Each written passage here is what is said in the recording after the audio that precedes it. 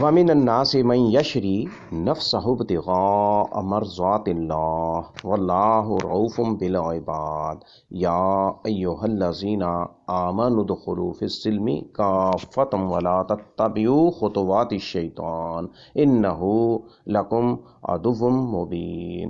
اور لوگوں میں سے وہ بھی ہے جو اللہ کی خوشنودی حاصل کرنے میں اپنی جان بیچ ڈالتا ہے، اور اللہ اپنے بندوں پر شفقت کرنے والا ہے۔ ایمان والو، اسلام میں پورے پورے داخل ہو جاؤ اور شیطان کے قدموں کے پیچھے مت چلو، یقیناً وہ تمہارا کھلا دشمن ہے۔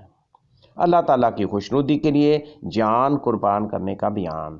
یاشری اپنے آپ کو اللہ کی رضامندی کے لیے بیچ ڈالتا ہے، جیسے جہاد، امر بالمعروف اور نہی عن المنکر میں۔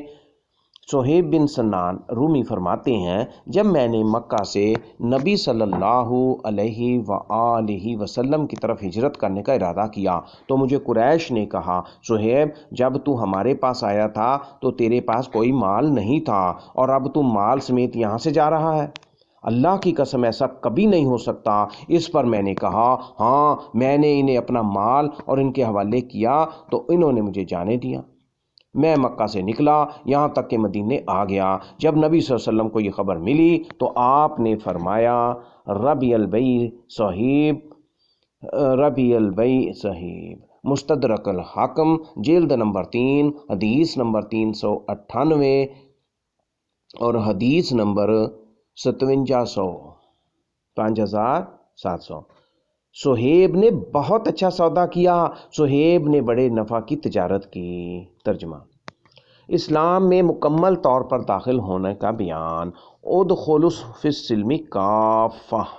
اللہ تعالیٰ نے جب اس بات کا تذکرہ کیا کہ لوگ 3 گروہوں میں تقسیم ہوتے ہیں، مومنین، کفار اور منافقین، تو انہیں حکم دیا کہ وہ اپنی زبانوں اور دلوں سب کے ساتھ مکمل اسلام میں داخل ہو جائیں، وہ اسلام کے تمام شعبوں میں داخل ہو جائیں۔ وَلَا تَتَّبِعُوا خُطُوَاتِ الشَّيْطَانِ، شیطان کے قدموں کے پیچھے نہ چلو، وہ جن شبہات اور نافرمانیوں کا تمہیں گمراہ کرنے اور غمناک کرنے کے لیے حکم دیتا ہے وہ قطعاً نہ مانو۔